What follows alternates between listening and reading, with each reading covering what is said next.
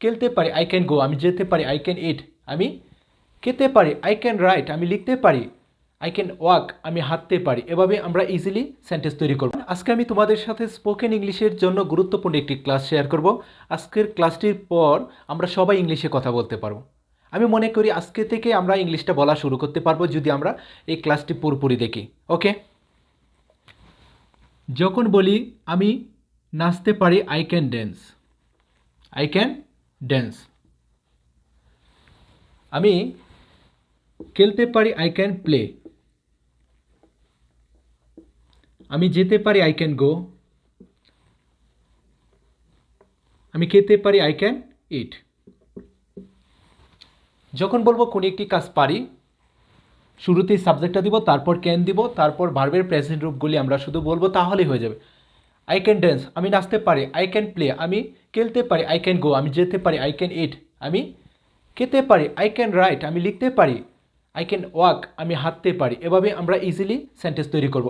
আর যখন বলবো আমি খেলতে পারি না, আমি যেতে পারি না, আমি খেতে পারি না, আমি নাচতে পারি না, তখন বলবো I can't, I can't, I can't, I can't dance, আমি নাচতে পারি না, আই কান্ট প্লে, আমি খেলতে পারি না, আই কান্ট গো, আমি যেতে পারি না, আই কান্ট ইট, আমি খেতে পারি না। আর যখন বলবো কোনো একটি কাজ অবশ্যই করব, এখন যদি বলি আমি অবশ্যই নাচবো, তখন বলবো I must, I must dance, আমি অবশ্যই নাচবো, আমি অবশ্যই কি কাজটা করব। I must dance, I must play, আমি অবশ্যই খেলবো, আই মাস্ট গো, আমি অবশ্যই যাব, আই মাস্ট ইট, আমি অবশ্যই খাবো। যখন বলবো কোনো একটি কাজ অবশ্যই করব, তখন আমরা ক্যানের জায়গায় শুধু মাস্ট বলবো। আর যখন বলবো কোনো একটি কাজ করা উচিত আমাদের, তখন আমরা মাস্ট এবং ক্যানের জায়গায় আমরা শুড ইউজ করব। শুড, আই শুড ড্যান্স, আমার নাচা উচিত, আই শুড প্লে, আমার খেলা উচিত, আই শুড গো, আমার যাওয়া উচিত, আই শুড ইট, আমার খাওয়া উচিত। আর যখন বলবো কোনো একটি কাজ করা উচিত না, তখন আমরা বলবো should not, should not, I should not dance, আমার নাচা উচিত না, আই শুড নট প্লে, আমার খেলা উচিত নয়, আই শুড নট গো, আমার যাওয়া উচিত নয়, আই শুড নট ইট, আমার খাওয়া উচিত নয়। আর যখন বলবো কোনো একটি কাজ করতাম, সেই ক্ষেত্রে আমরা উড ইউজ করব। আই উড ড্যান্স, আমি নাচতাম, আই উড প্লে, আমি খেলতাম, আই উড গো, আমি যাইতাম, আই উড ইট, আমি খাইতাম। আর যখন বলবো এই কাজটা করতাম না, তখন আমরা উড নট ইউজ করব। আই উড নট ড্যান্স, আমি নাচতাম না, আই উড নট প্লে, আমি খেলতাম না, আই উড নট গো, আমি যাইতাম না, আই উড নট ইট, আমি খাইতাম না।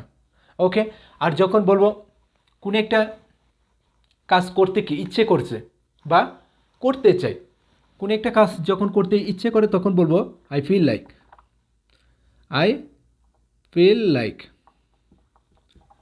আই ফিল লাইক, আমার ইচ্ছে করছে কি নাচতে, আমার ইচ্ছে করছে খেলতে, আমার ইচ্ছে করছে যাইতে, আমার ইচ্ছে করছে খাইতে, তখন আমরা এদের সাথে শুধু আইএনজি যুক্ত করে দেব।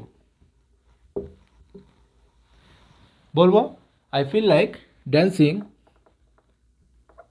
আমার নাচতে ইচ্ছে করছে, আই ফিল লাইক প্লেয়িং, আমার খেলতে ইচ্ছে করছে, আই ফিল লাইক গোয়িং, আমার যেতে ইচ্ছে করছে, আই ফিল লাইক ইটিং, আমার খেতে ইচ্ছে করছে,